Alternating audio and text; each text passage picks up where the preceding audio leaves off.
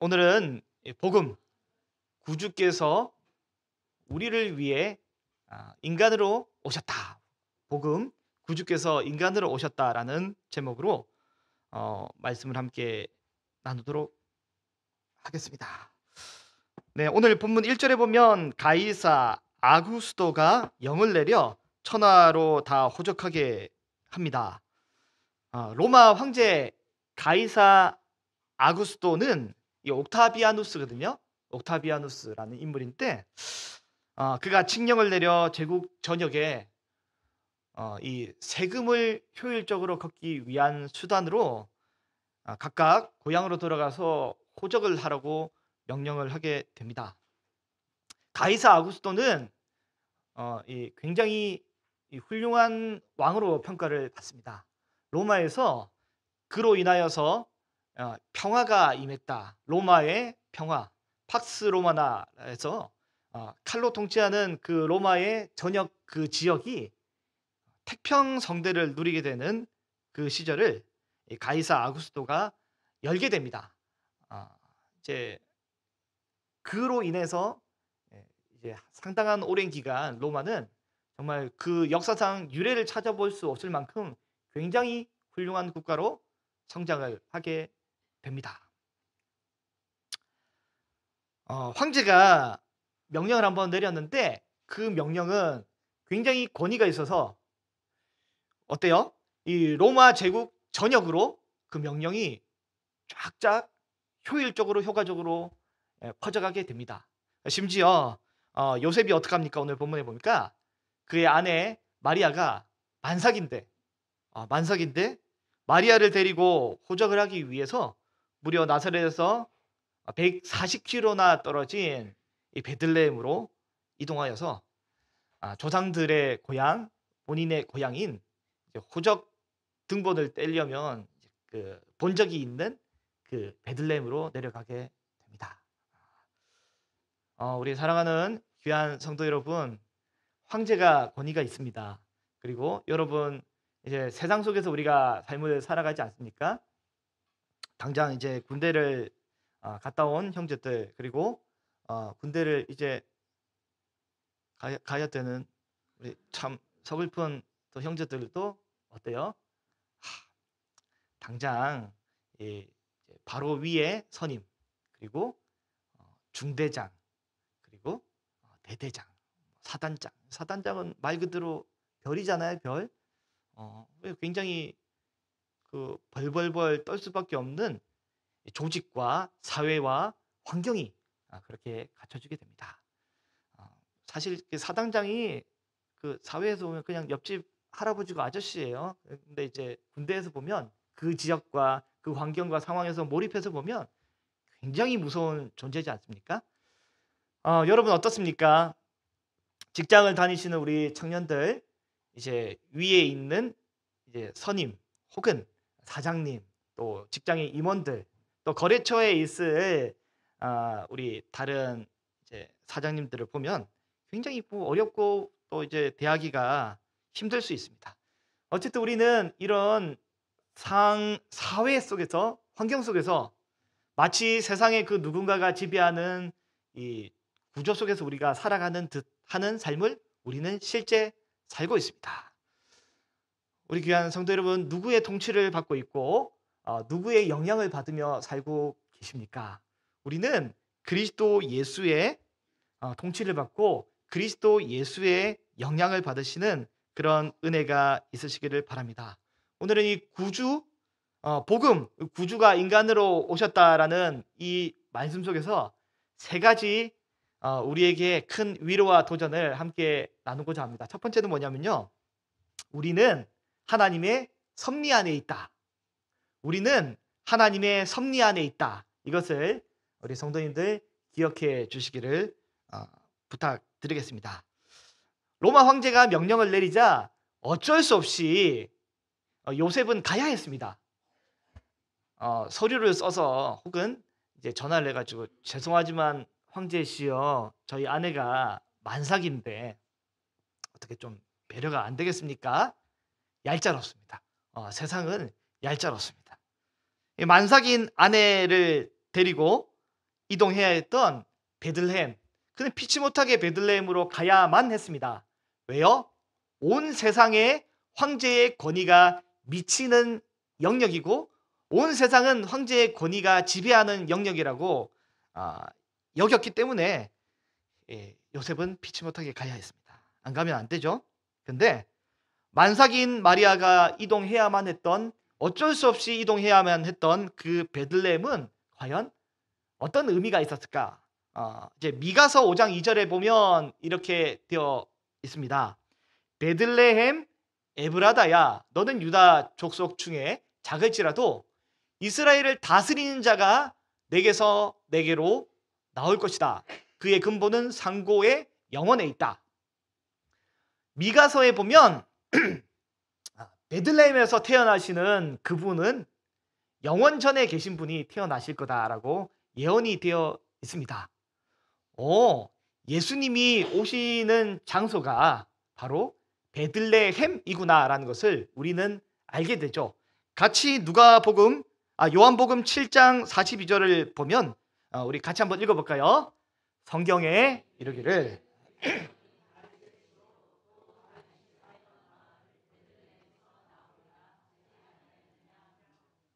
그리스도는 태어날 때 베들레헴에서 나와야 합니다. 만약에 요셉이 성경 공부를 굉장히 열심히 해서 만삭이 되기 전에 미리 천천히 베들레헴에 여유롭게 도착해서 거기 있었더라면 굳이 황제가 명령을 내리지 않아도 되었을지 모르겠습니다.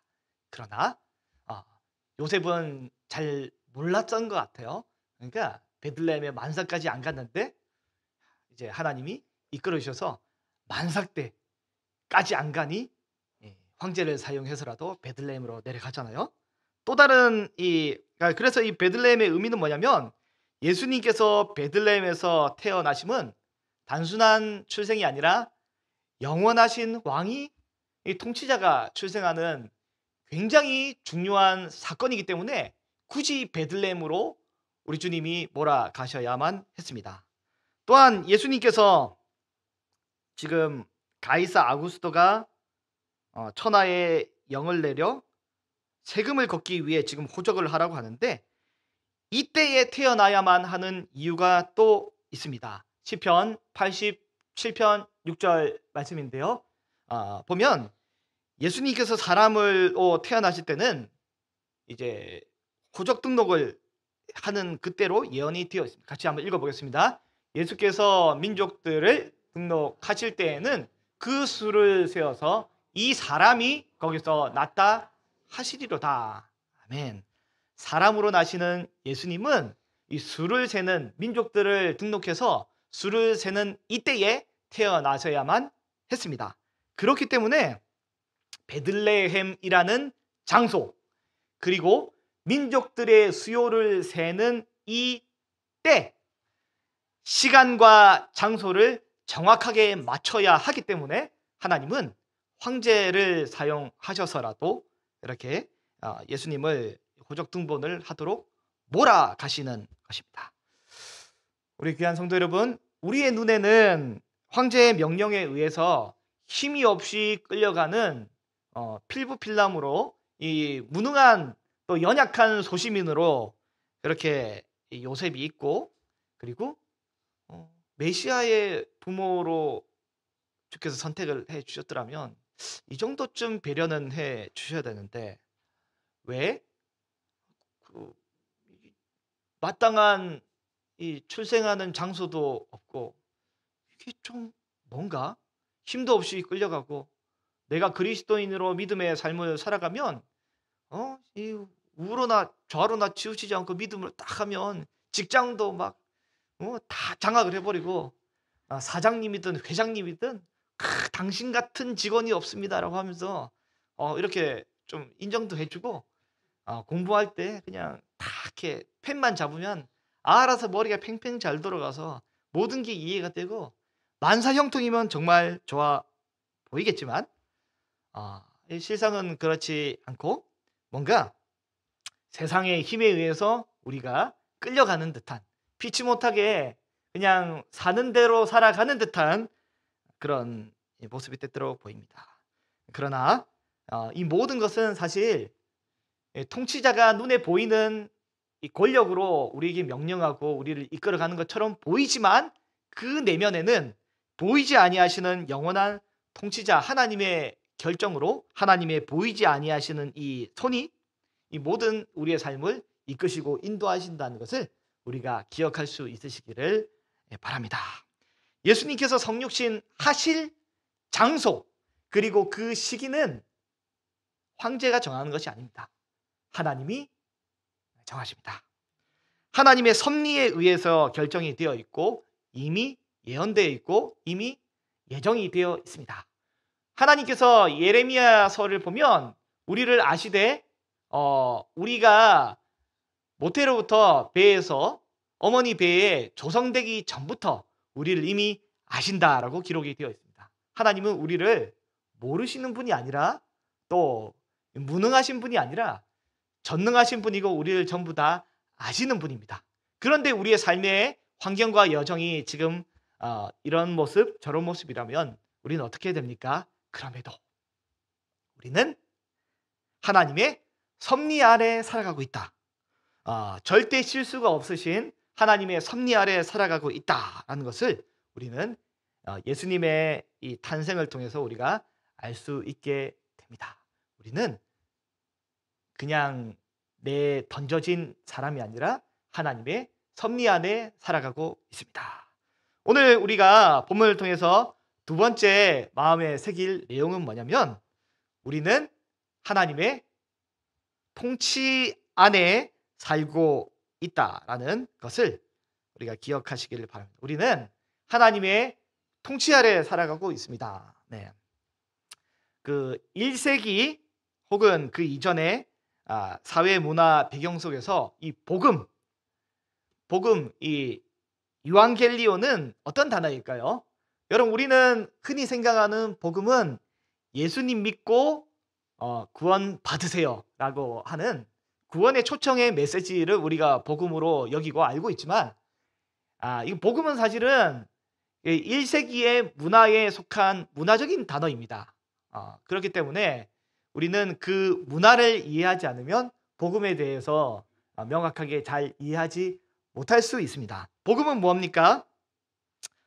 이제 그 페르시아와 그리고 이 아테네의 전쟁 가운데 절대 이길 수 없을 만한 전쟁에 있어서 이 페르시아를 대항해서 아테네가 이기게 되었을 때 그리고 승리하게 되었을 때 그 승전보를 알리기 위해서 달려서 이제 숨을 헐떡이면서 이제 달려간 그것을 가지고 우리가 마라톤이라고 하잖아요. 그 달려가서 마라톤을 해서 전해준 소식이 바로 뭐냐면 승리의 소식이 바로 뭐냐면 복음입니다. 복음. 좋은 뉴스, 이 복음. 우리가 이겼다가 그 당시의 복음이고요. 이 복음을 1세기 당시에는 어떻게 활용을 했냐면 이 가이사 아구스토, 영을 내린 이 가이사 아구스토가 원래 황제가 되기 전에 이름이 그 옥타비아누스거든요. 옥타비아누스인데 그에게 엄청난 이제 그 정치적인 라이벌이 있었습니다. 그 이제 우리가 잘 아시는 클레오파트라랑 이제 그 결혼은 아니고 좀 연애를 했죠. 그 남자인데 바로 안토니우스입니다. 안토니우스. 당시에 굉장히 잘 나간 이 안토니우스인데 옥타비아누스가 황제로 이제 등극을 하는 거에 있어서 안토니우스가 이 클레오파트라랑 힘을 합쳐서 이집트에서 이 반란을 하고 이제 이 황제의 등극에 대해서 반대를 하잖아요. 그래서 전투를 했는데 악티움 해전에 전투를 했는데 거기서 이 옥타비아누스가 이깁니다. 승리를 합니다. 그것이 바로 뭐냐면 이 승전보. 이것이 바로 복음입니다. 복음. 그리고 복음은 또 언제 사용하냐면 새로운 황제가 탄생하거나 등극한 것이 바로 복음입니다. 질문을 드리겠습니다. 만약에 이 승전보 복음이 들려지는데 여기에 대해서 반대라고 반대 세력에 서게 되면 어떻게 될까요?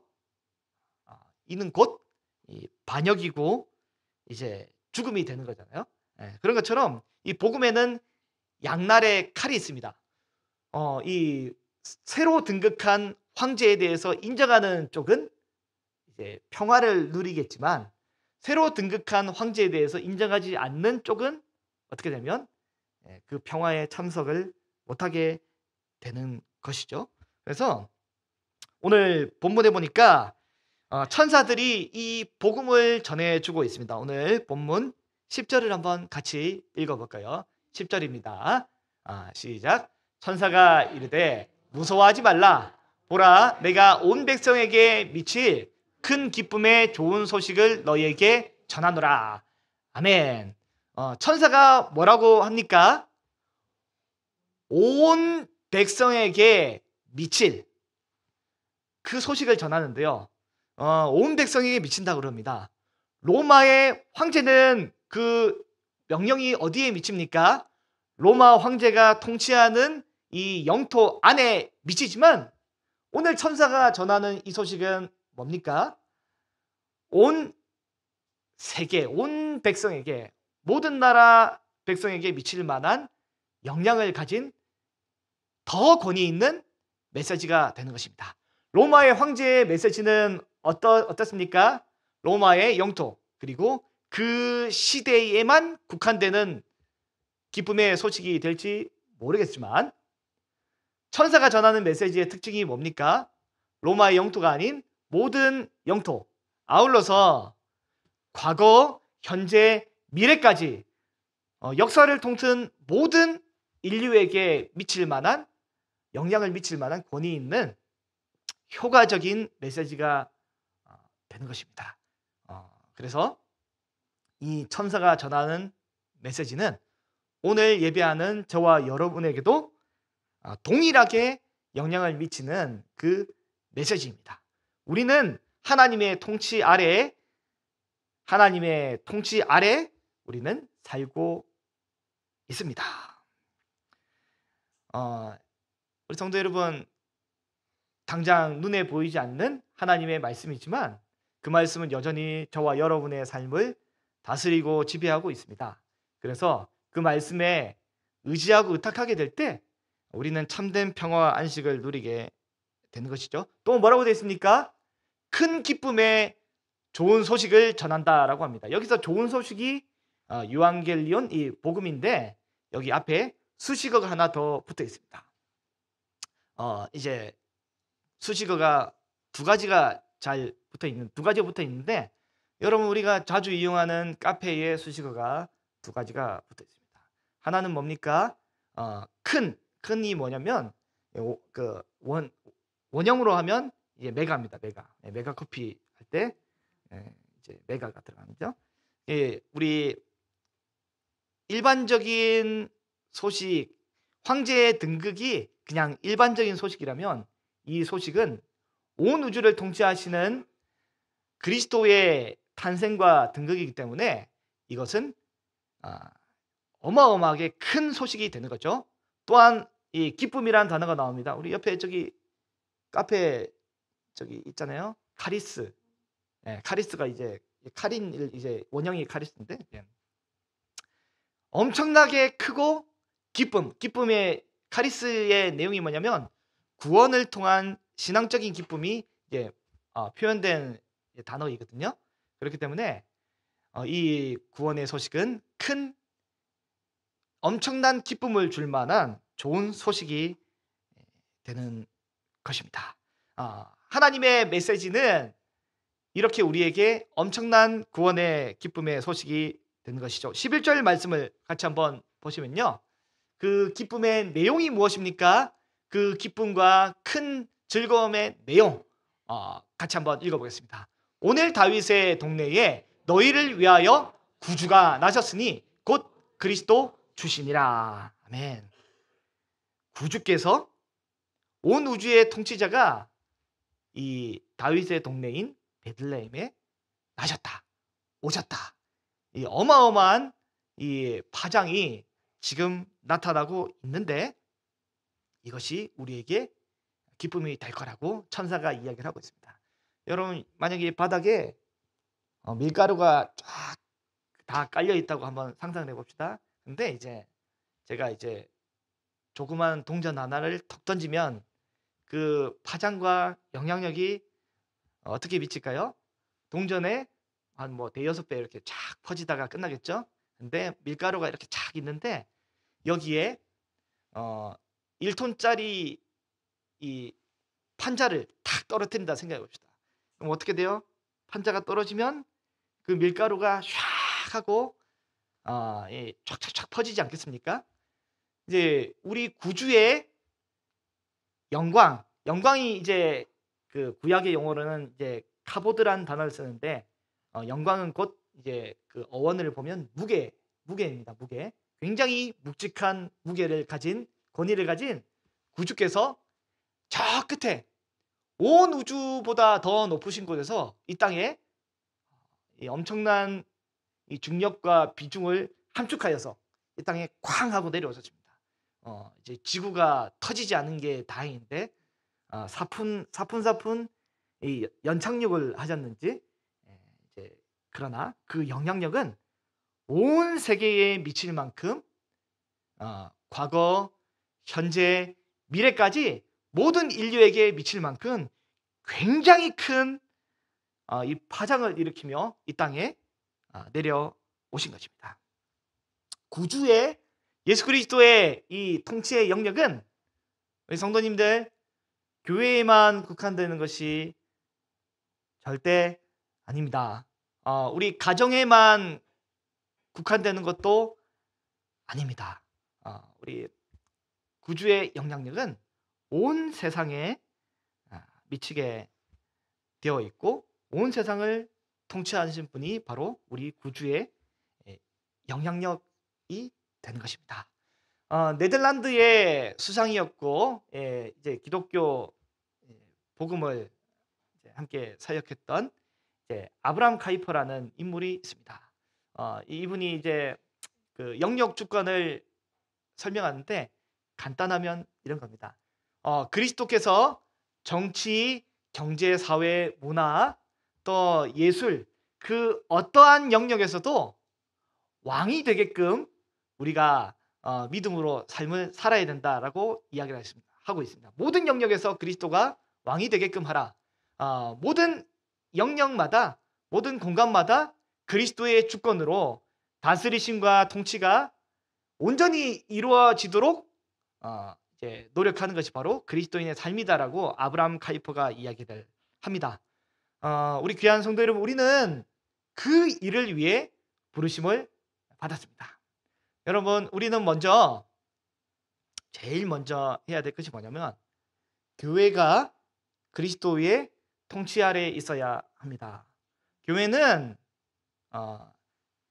그리스도께서 머리가 되신 그리스도께서 왕 되신 영역이고 공간입니다. 그렇기 때문에 그리스도의 천상의 통치가 이 땅에 온전히 임할 수 있도록 우리 성도님들은 하나님의 말씀을 겸손하게 마음에 새기고 실천하는 것이 성도의 그리스도가 왕되게 하는 그런 귀한 사명입니다. 설교자도 마찬가지입니다. 내가 하고 싶은 많은 것들이 있고 입이 근질근질 할지라도 그리스도께서 말씀하시도록 그리스도께서 왕이 되시도록 이게 하지 않으면 큰일 나는 거잖아요. 그렇기 때문에 우리는 모든 이 교회의 영역에 있어서 그리스도께서 왕이 되시도록 최선을 다해 노력하는 저와 여러분이 되시기를 바랍니다. 아울러 우리는 가정에서도 그리스도가 왕이 되시도록 노력을 해야 합니다. 이 가정을 잘 다스리지 못한다면, 가정을 말씀으로 이끌지 못한다면 이게 무슨 변화가 있겠습니까? 우리 신대원에 제가 학교 다닐 때 그 박건택 교수님이라고 있었는데 그분이 이제 특징이 뭐냐면 이 기독교의 이 진리와 동양의 사상을 잘 엮으셨어요. 이게 뭐 돌까지는 안 갔지만 건강한 이제 그 사상으로 잘 엮으셨는데 그분이 하셨던 게 뭐냐면 수신, 제가, 치국, 평천하를 말씀으로 어떻게 해석하냐면 하나님 말씀으로 내가 바로 서고 그 이후에 가정을 말씀으로 잘 세운 다음에서야 본격적으로 세상을 바꿀 수 있다라고 말씀을 통해서 이제 잘 엮으셨더라고요. 예, 장로, 집사, 교회의 직분자들을 세우는 귀한 조건들이 뭡니까? 가정을 잘 다스리는 자입니다. 그렇기 때문에 이 가정 안에서 그리스도께서 주가 되시는 것이 너무 중요합니다. 우리 성도 여러분, 이게 사실 잘 됩니까? 모르겠어요. 여러분 다 저만 못하는지 모르겠는데, 여러분 잘하고 저만 못하는지 모르겠는데, 저는 이게 5살짜리, 6살짜리를 다스리지 못하겠어요. 어찌해야 될지 모르겠어요. 이게 안 돼요. 안 됩니다. 그래서 이제 여러분 또 이제 이제 가족 구성원을 어떻게 또 가스라이팅도 아니고 이게 내 마음대로 하는 게 됩니까? 그래서 어떻게 해야 돼요? 우리는 어떻게 해야 됩니까? 나도 포기하고 이제 하나님 말씀을 근거로 해서 말씀께 의탁하여서 우리 가정이 하나님의 다스리심 안에 들어오도록 우리가 노력하는 것이 성도의 모습이고 자세가 되는 것입니다. 그래서 어떻게 해요? 주일에 주보에 있는 이 주일 가정 예배 요거를 집에 되든 안 되든 이제 한번 시행을 해보는 거죠. 성도 여러분, 이 주일에 가정으로 돌아가시면 어때요? 굉장히 피곤합니다. 일주일의 피곤이 그 시간에 몰려오는 듯이 굉장히 피곤하긴 하지만 그래도 5분, 10분 이렇게 가정 예배를 이제 함께 드릴 때 하나님의 놀라운 은혜가 가정을 변화시키고 새롭게 하는 일이 나타나고요. 이게 익숙해지면 또 즐거움이 있고 편해지면 10분이든 20분이든 30분이든 이게 굉장히 또 재밌어지면 더 시간을 더 늘려서 이 안에서 함께 말씀으로 교제를 나누게 될 때 콩나물에 물 주듯이 우리의 가정이 조금씩 변화되고 바뀌게 될 줄로 믿습니다. 네. 가장님들께서만 아멘을 안 하신 것 같은데 지금 남자 가장님들에게 이 주일 가정 예배를 드리는 그 때에 하나님의 놀라운 은혜가 임하게 될 줄로 믿습니다. 하나님 예비하신 복을 주지 마시고 가정 예배 드릴 때만 주시기를 가정 예배 드릴 때만 주시기를 소원합니다.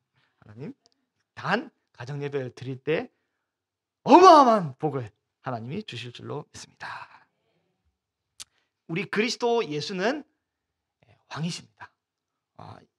통치 영역이 온 우주에 미치시고 과거, 현재, 미래 모든 영역을 다 미치시고 물질의 영역과 눈에 보이지 않는 영역 모두 다 영향을 미치시는 권위 있으신 왕이십니다.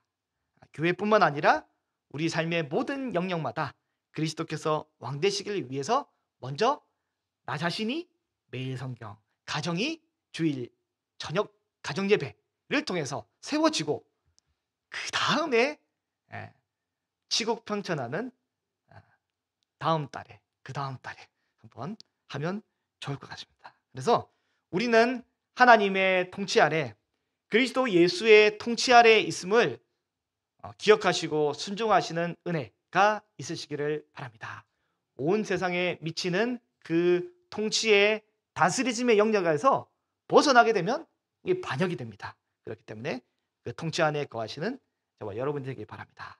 마지막 세 번째는 우리는 하나님의 은혜 안에 있다. 하나님의 은혜 안에 있다라는 것을 기억해 주시기를 바랍니다. 하나님의 은혜 안에 우리가 살고 있습니다. 예수님은 이 세금 때문에 지금 베들레헴으로 가서 거기서 이제 출생을 하셨잖아요. 똑같이 세금 문제 때문에 누가복음 후반부에 가면 성전에서 논쟁을 합니다. 뭐라고 논쟁합니까? 가이사에게 세금을 내는 게 맞습니까? 아니면 내지 맙니까?라고 지금 이제 이야기를 하잖아요. 세금을 내지 마라 그러면 예수님은 정치 반역범으로 잡혀가는 것이고 세금을 내라고 하는 그 순간 어떻게 됩니까? 유대 열심당에 의해서 매국노가 되는 이 그 어떤 딜레마에 빠지게 됩니다. 이럴 수도 저럴 수도 없는 상황 중에 예수님이 기가 막힌 메시지를 주잖아요. 동전 한번 꺼내 보라고. 동전 한번 꺼내 가지고 딱 봤더니 뭐가 있냐면 이 가이사의 형상이 있습니다. 그 지금 오늘 나오는 옥타비아누스 이제는 가이사 아구스토인데, 이 가이사 아구스토 전에 황제가 누구냐면 가이사 율리우스가 이제 그 전의 황제인데요. 이 사람이 어떤 인물이냐면 인류 최초로 동전에다가 자기 얼굴을 박아 넣습니다. 언제요? 살아 있을 때. 인류 최초로 살아 있을 때 동전에다 자기 얼굴을 박아 넣는데, 거기다가 이 배경에다가 뭐라고 적혀 있냐면, 옆에 뭐라고 적혀 있냐면 이제 하나님의 아들 이제 그 가이사, 그리고 신의 형상 가이사라고 되어 있습니다. 다시 말해서 이 동전에는 가이사 율리우스가 뭐라고 주장하냐면 나는 하나님의 형상이고 하나님의 아들이다라고 주장을 하는 거죠. 이렇게 이제 동전이 있으면 이걸 가지고 이제 세금을 내냐 마냐 해서 예수님이 가져옵니다. 뭐라고 하냐면 이 동전에 뭐라고 쓰여 있냐라고 물어보는 거죠. 그래서 만약에 동전에 쓰여 있는 것이 맞냐 안 맞냐를 역으로 물어봅니다. 누가 하나님의 아들이고 누가 이 하나님의 형상이냐, 누가 그리스도냐라고 예수님이 예수님을 넘어뜨리려고 한 자들에게 물어본 것이죠. 가이사 율리우스는 인간입니다. 그러나 그는 하나님이 되고 싶어 했습니다. 그리고 그의 조카 옥타비아누스가 이제 황제가 되는데요. 어떻게 되냐면 이 당대의 제일 높고 위대하고 권위 있는 이 땅의 회의, 즉 로마 원로원에 의해서 가이사 아구스토라고 초대가 되었습니다. 그러니까 무슨 뜻이냐면 신성한 황제, 존엄한 황제, 거의 뭐 신격이죠. 그런 걸로 이제 초대가 됐는데, 그러나 그 역시도 인간이었습니다.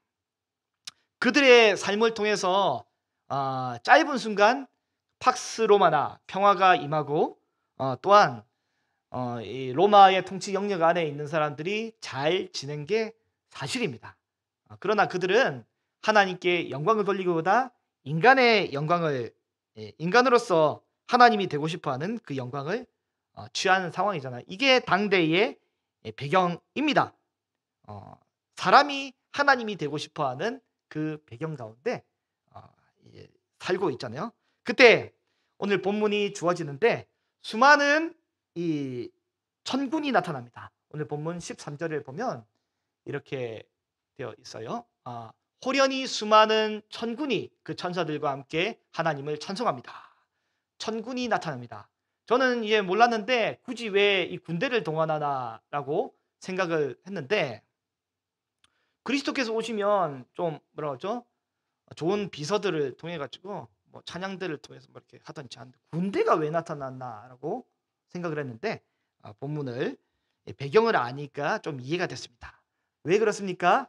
로마의 황제가 이 루비콘 강을 이제 건너면서 이제 군대를 이제 건널 때 어떻게 돼요? 뭐 이 군대를 가지고 이 정권을 장악하잖아요. 근데 이제 하늘의 천군이 이 땅의 군대보다 더 강력한 군대로 이 우주를 장악하며 전쟁의 승리를 외치는 승전보를 외치고 있습니다. 이 왕의 등극 베들레헴이라는 이 동네에 영원 전부터 계신 살아계신 하나님 그리스도께서 왕으로 내려오심을 선포하는 것이죠. 오늘 본문 14절을 같이 한번 읽어보겠습니다. 지극히 높은 곳에는 하나님께 영광이요, 땅에는 하나님께서 기뻐하시는 사람 중에 평화로다. 아멘. 예수님은 지극히 높은 곳, 이 땅에 있는 가장 높은 로마 원로원이 아니라 하늘의 지극히 높은 하나님 천상 회의와 어전 회의 가운데서 영광스럽게 인정받으신 온 우주에서 제일 높으신 분입니다. 이 고매한 이 땅에 이 뭐죠? 가이사 아구스토 존엄한 황제보다 차원이 다른 극히 높으신 만왕의 왕 예수 그리스도, 이 땅에서 제일 높은 로마의 원로원에서 제일 높게 추대된 그 존재가 아니라 세상에서 제일 높은 하늘의 천상회의에서 지극히 높은 그곳에서도 하나님 앞에서 가장 영광스러운 그분이 바로 우리 구주 예수 그리스도가 되십니다. 예수님은 어떠십니까? 동시에 이 땅에서도 하나님이 기뻐하시는 사람들 중에 평화가 되는 것입니다.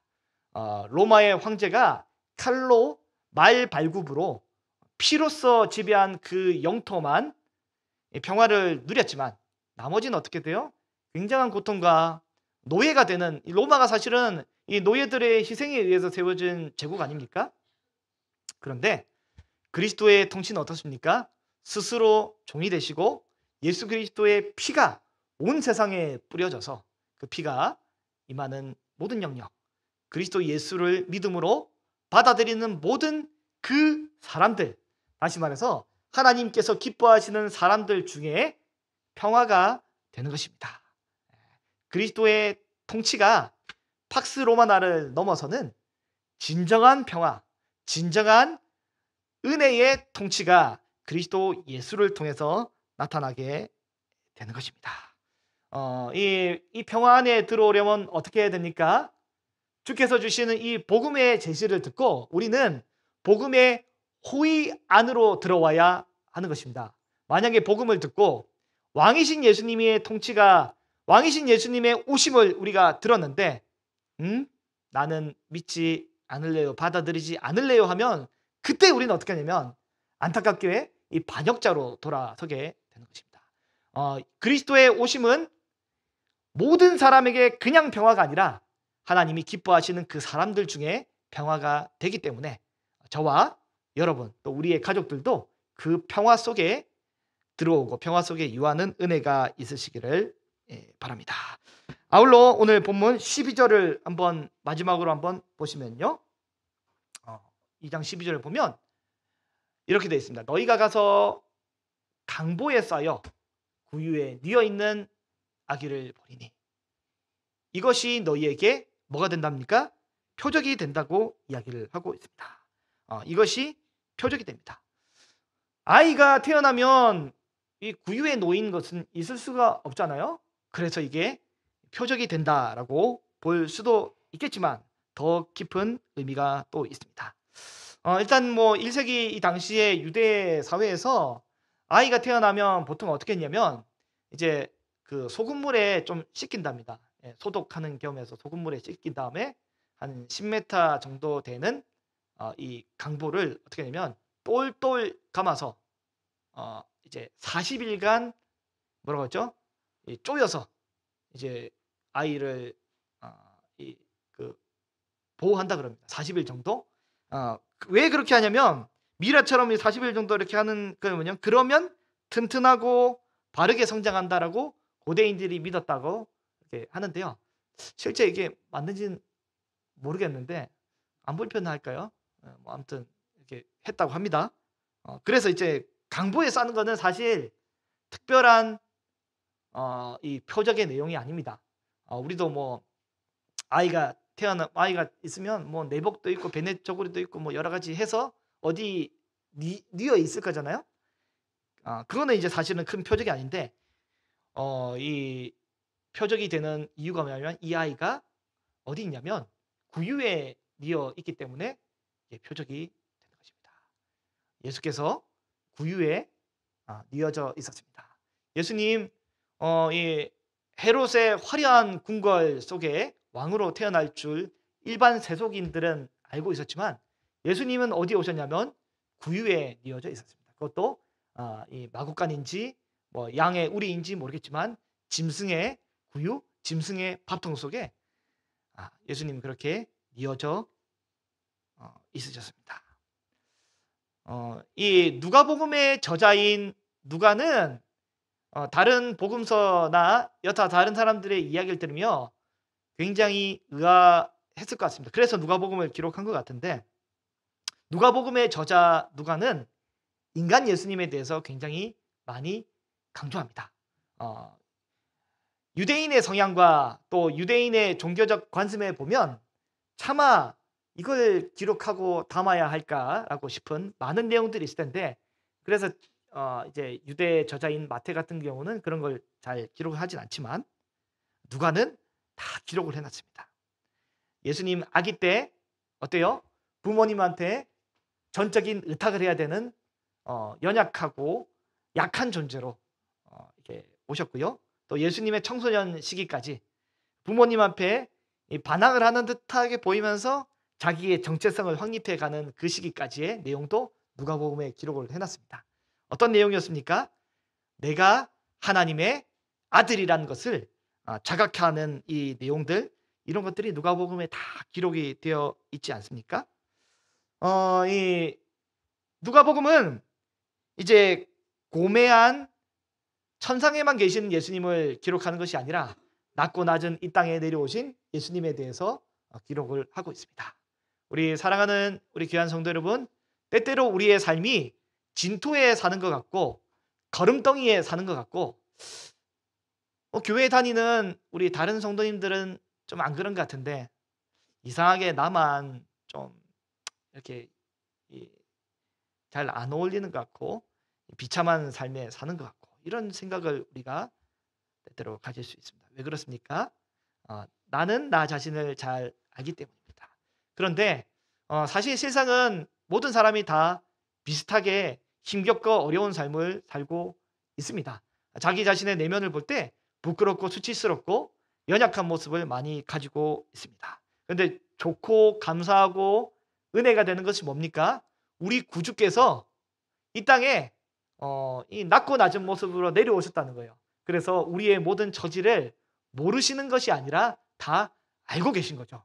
만약에 예수님께서 삼성 가문의 유일한 상속자로 태어나셨더라면 우리의 어떤 이 처지를 어떻게 알겠습니까? 뭐 때때로 이제 당장 몇 푼이 없어서 막 허덕이고, 또 때때로 육체가 아파서 근데 이제 뭐 이렇게 어떡하지? 뭐 이렇게 이 복잡한 이 다양한 인생의 어려움들에 대해서 만약에 예수님이 이 땅에 내려오셨더라도 아빠 찬스로 굉장히 좋고 편하게 갔다가 하늘로 그냥 물만 살짝 터치하고 가셨더라면 사실 우리에게 큰 은혜가 되지 않으셨을 텐데, 예수님은 이 땅에서 가장 비천한 모습과 가장 연약한 모습까지 내려오셔서 우리를 위한 모든 희생과 어려움을 다 겪으셨습니다. 그래서 이것이 우리에게 은혜가 되는 것입니다. 우리 예수님께서 우리의 모든 처지와 상황을 다 아신다. 이것을 기억하시고 하나님 앞에 믿음으로 나아갈 수 있는 저와 여러분이 되시기를 바랍니다.